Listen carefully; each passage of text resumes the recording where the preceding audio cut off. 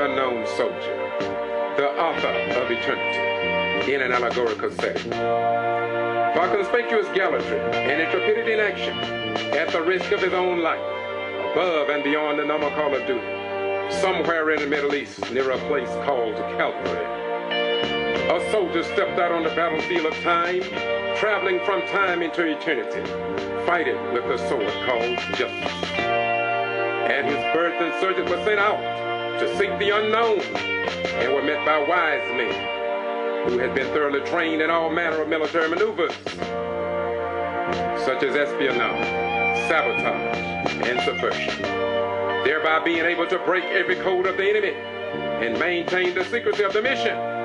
These wise men later operated under a shadow commander, known at the time as a little child, whose mission was codenamed Everlasting Life. On the battlefield of time, he worked his way through the ranks, say 42 generations, but was falsely accused and abused by the enemy. But because of his importunity, he continued to fight with the sword of justice. He told the commanding officer of the enemy forces how his life and that of his comrades could be saved. But they laughed him to scorn and said, "We have power to kill and that live." He allowed the enemy to carry him away captive, but he kept faith in his fellow comrades. Though captured and laughed to scorn, he never relinquished his weapons. When he arrived at the spot called the Place of Skull, he stood bravely though surrounded by the enemy, and thought of the training he had received from his commanding officer, and he was not afraid. The enemy placed him on a platform and took his garments, which consisted of a royal robe given him by his commanding officer. By mere strength, bravery, and some unknown ghost to some, he withstood the pain of nails being driven into his flesh. He was looked down on as a soldier, accused of being a devil and degraded as a man. Yet he never deserted nor surrendered to the enemy. As he was suffering and dying, he yelled out to his father, "Forgive them." Then he bowed his head and gave up the ghost and said it was finished.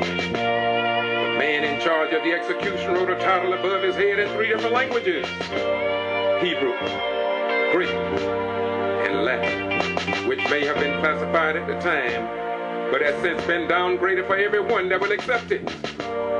This great soldier was rejected, tortured, betrayed, lied on, and brought to trial without a hearing, and sentenced to death for a crime he did not commit. Willingly, he gave his life for the wrongs of the world, which was above and beyond the normal call of duty.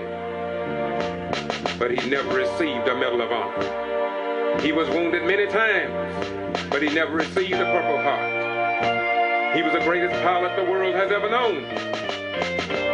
He even flew himself into his father's house and sat down on the right hand of the master pilot, but he never received the flying cross.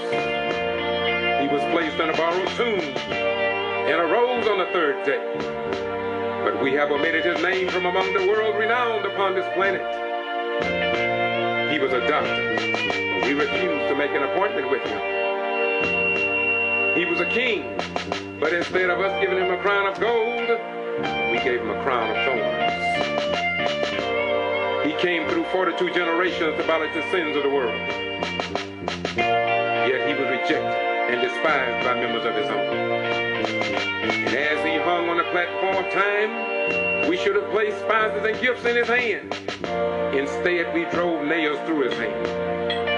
He walked more than 72 miles to preach the gospel. And instead of us giving him a new pair of shoes, we drove spikes through his feet. He was a soldier that loved mankind. And after his death, we should have considered a heart transplant. Instead, we pierced him through his heart. This great soldier was not an electric clock, but on the battlefield he kept good time. He was not a nuclear bomb, but his power was devastating. He was not the ringleader of Watergate, but he spoke of a heavenly gate.